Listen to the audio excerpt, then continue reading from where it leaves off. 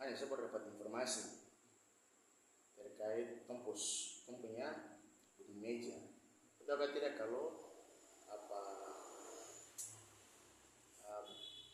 Badan Konservasi Sumber Daya Alam dong jadikan kampus spot gunung meja itu sebagai tempat rekreasi untuk orang-orang di Kota Manokwari.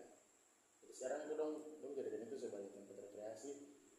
Dong pakai karcis, jadi kau masuk ke dalam itu harus pakai karcis, bayar baru bisa masuk akses ke dalam meja itu. Begitu. Supaya tahu informasi sekarang ini. Tapi bagaimana dengan dia punya kayak kemarin nih saya jalan ke gunung meja ke dalam, tapi dia punya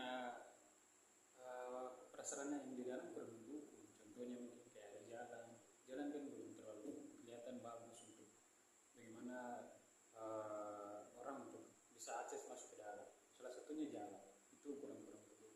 Itu bagaimana? Saya pikir kan kalau orang-orang gunakan jalan kan orang tidak apa-apa bro.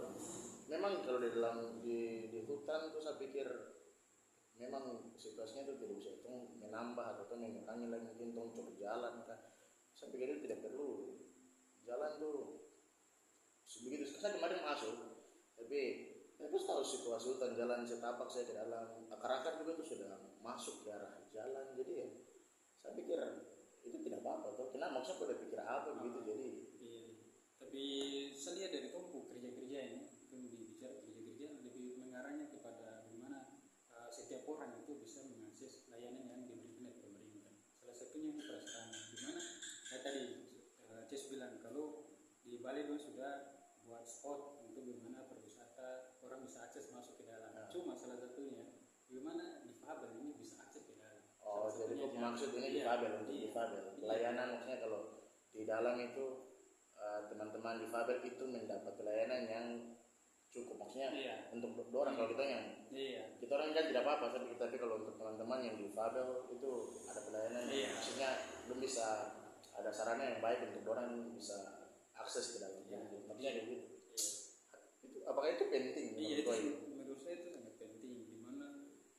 Dimana kan hampir sebagian besar di Papua ini salah satu prasarana itu kurang mendukung. Teman-teman difabel ini mereka bisa mendapatkan akses. Salah satunya jalan. Kalau jalan di Papua ini sudah bagus, di mana ada jalan khusus untuk difabel mereka bisa akses. Itu setidaknya sudah ada inklusi. Di mana pemerintah sudah bisa melibatkan teman-teman difabel ini untuk mereka bisa akses prasarana yang diberikan dari pemerintah.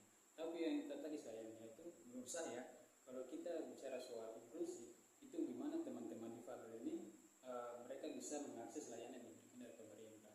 Jadi kalau memang saya bisa mendukung dari Bali mereka sudah hadirkan spot yang bagus untuk bagaimana bisa menambah mereka punya ekonomi dari spot yang sudah meningkat itu. Cuma salah satunya itu dia.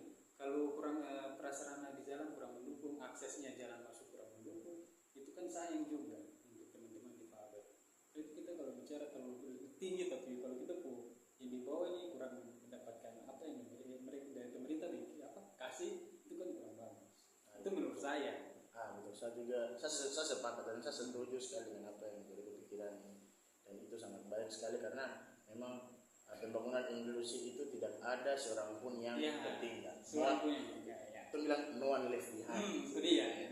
Jadi artinya pelayanan bukan cuma orang-orang segelintir orang, tapi semua kalangan, semua kelas itu menikmati pelayanan yang sama sebetulnya. Oke, baik. Saya kira itu sangat penting sekali